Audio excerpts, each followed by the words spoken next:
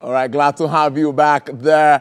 Nigeria's digital transformations market is projected to reach $22.82 billion by 2029, driven by AI, IoT, and, of course, a robust ICT adoption. AI alone could contribute $15 billion to Nigeria's GDP by 2030. And AI-enabled startups in Nigeria attracted $2.9 million in investments in 2023, with fintech, e-health, and smart agriculture leading the charge. With over 60% of Nigeria's population under 25, AI offers opportunities for upskilling, entrepreneurship, job creation, positioning youths as leaders in the digital economy. Today, we have with us Dr. Dittimi, a renowned technology advocate with over 15 years in product development and management expertise. He joins me live from Canada. Good afternoon. It's good to have you on the program. Good afternoon, good morning. Thanks for having me. Yeah, it's morning over there. Thank you for your time, really. Now, let me ask you, let's start our conversation this way, that how can Nigeria realistically transition from an oil-dependent economy to one powered by technology, including tapping into the current AI revolution? Yeah, so Nigeria's economy has been deeply tied to oil, but with the global shift toward renewable energy and also technology-driven growth, there's an urgent need for us to start rethinking our national revenue streams. For example, artificial intelligence presents a major opportunity. We're seeing how other countries are taking advantage of it. And with Nigeria having a young population of an average age of 18 years old, digital adaptation for our population will be key and will be a key driver for us to be able to expand other sources of revenue. And AI can provide not just a sustainable place, an opportunity, but also a knowledgeable base for our economy. And there are key enablers that we have to start looking at. One of them is digital infrastructure. How do we make sure that the internet, access to digital information are accessible, education, upskilling, and even a national AI strategy that will encourage local companies and also international partners to be able to come and invest in Africa and strategically with Nigeria, because we are the leading driver in terms of population. For example, looking at the India IT sector, they've been able to, and they're estimated to generate over 280 billion in 2025. And by next year, they're going to be hitting 300 billion, which is proof that tech can lead. And that's generating almost about 8% of their GDP for this year. And we can also look at the UAE that started off as us being very reliant on oil. But if you look at now, their GDP, 75% of it comes from non-oil-focused areas like technology and many other diversification policies that they've put in place to power their economy,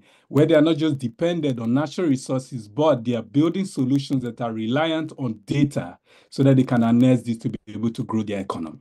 Now, what sectors in Nigeria are ripe for disruption through artificial intelligence?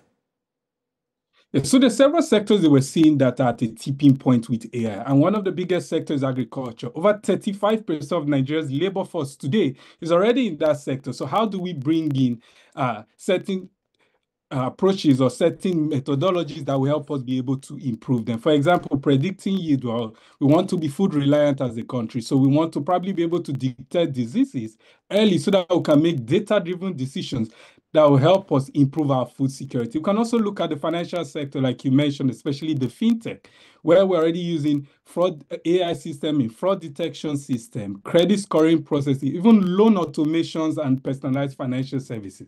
And now with the new Nigeria's open banking framework that we're looking to launch this year, there's even greater potential for a lot of AI-powered platforms. We can look at the healthcare, where people can now access doctors and all of that remotely within the Nigerian sector, and this will be very useful for under-resourced areas or even rural areas. And even the logistics sectors, where we want to be able to move things or plan and fleet management across populated cities and even rural areas.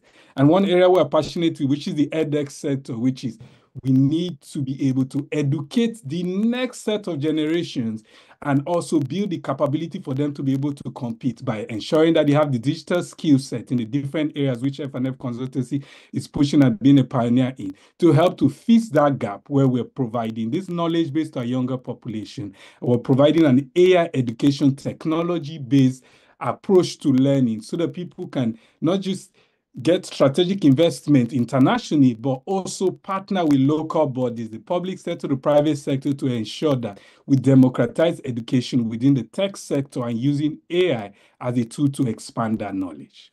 Now, what role now can local startups and tech talents play in shaping AI-driven Nigeria's economy?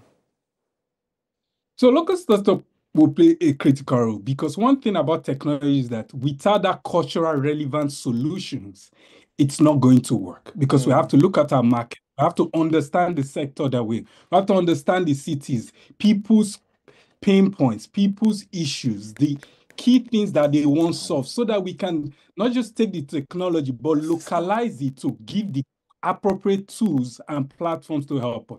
We're already seeing that within the education sector in Nigeria alone, we're having over 500,000 graduates annually, and many of them are already in the STEM focus. So how do we ensure that we are building homegrown startups that we're able to use this foreign technology or even adapt them to our local capacity and also the local issues that we are facing? Also building our homegrown talents within the AI space, like data scientists, machine learning experts, and even AI researchers. And we're seeing that there's some accelerators and funding and even international exposure that will be coming from this, as every country now is looking towards building their competitiveness in this area.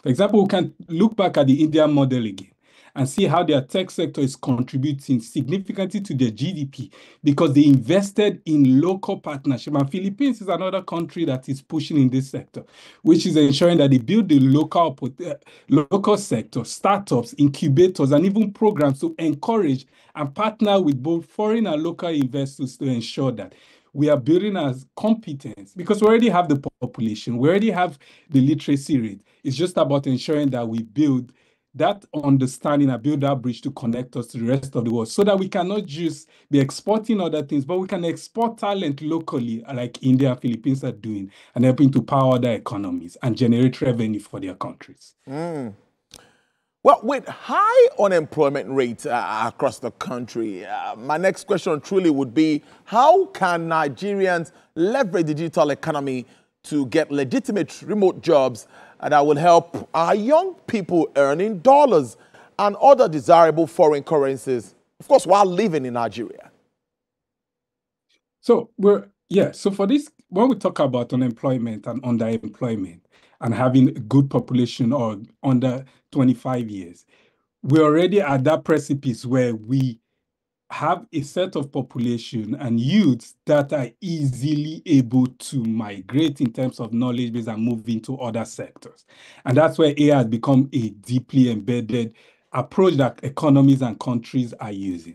For example, we need to make sure that people across different regions, even economic classes, and even genders can access this education and tools needed to participate. Also, language barriers. We're seeing that a lot of startups that are even localizing these tools so that conversations and interpretations can be done in our own local context. Of course, electricity constraints. How do we invest in other renewable energy sectors to help to be able to ensure that people are able to access or come online as in? And then digital literacy is also a gap that we have to start looking at, because education is different for digital. We want to make sure that people understand the tools, understand the processes, understand how they can add value in the digital economy. One of the key things we teach with our programs to make you understand that people pay for value, not for action. So how do we find areas within the digital economy in different fields and also use AI to be able to localize it, but ensure that there's that cultural awareness of how we do that, and keep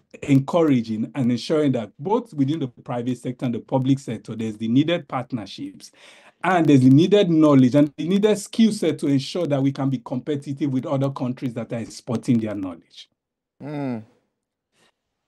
What now are the policy and regulatory frameworks needed to support ethical AI adoption in Nigeria? Just like any new industry, AI will need to have some ethical guardrails, because as much as it can do good, there are also people that are looking to exploit it for something else. So Nigeria must prioritize creating strong policies that will govern how data is collected, how data are stored, and even how data are used. And this needs to be transparent, that people will understand the process, the fairness, and even the accountability of how this is embedded in our AI system. And also, especially within the public services, how do we utilize government bodies like NIDA, NCC, and even NDPR for data privacy to collaborate with tech players, academias, and even civil societies to create a national AI ethics framework. Because at the same time, this regulation will encourage us to be innovative, but we also want to be careful of ensuring that we do not stifle creativity by not including the private sector, including innovators, including academias, because we want to ensure that even though we are controlling it, we want to ensure that creativity is still allowed. Because if Nigeria does not align with the global AI standard to ensure that we have a system that is competitive, that can interoperate with AI systems from other countries and also digital products from other countries, then it's going to be hard for our solutions to be respected globally and be able to compete in the global world of technology. Now, what bold moves will Nigeria also make now to become a leader in Africa's AI-driven future? So Nigeria is already doing a lot of pilot projects, but we need to move to policies that would push us to become a key player in this sector, that are scalable. And this will include us, for example, launching an AI development roadmap with clear goals and timelines. And I'm seeing that there are a lot of things the minister in the IT space in Nigeria is already having conversations with AI experts.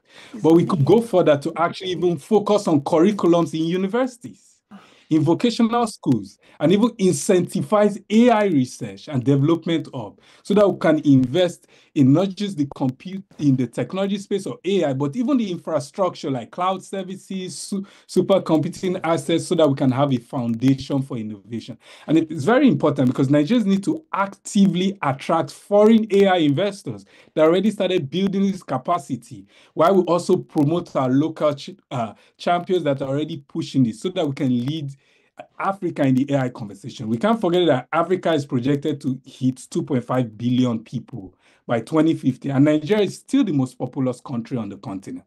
And we have to be responsible, and we have to take this opportunity and lead, because like we're seeing with the UAE, with their national strategy, that has used a lot of strong returns, and seeing that their economy is now 75% away from oil, even though they started as oil and also have been investing in other areas. And technology is one of the key areas that can help us to expatiate on this. And also, AI is actually an easy democratic tool that has been provided to everybody right now. So we do not need to spend a lot of money building the infrastructure. We just need to leverage it. We just need to make sure that we're making bold moves in terms of investment in the private sector, in the public sector, to encourage and partner, and also create the needed environment for people that are interested to expand these areas to come invest in it, and also have the local economy and cultural relevance put in place to ensure that this is sustainable in Africa and Nigeria as a country. Dr. Dittimi, Principal Consultant, FNF Consultancy, thank you so much for your brilliant contributions to the show regards to the topic of discourse. We appreciate your time. To enjoy the rest of your day. Thank you for having me. All right.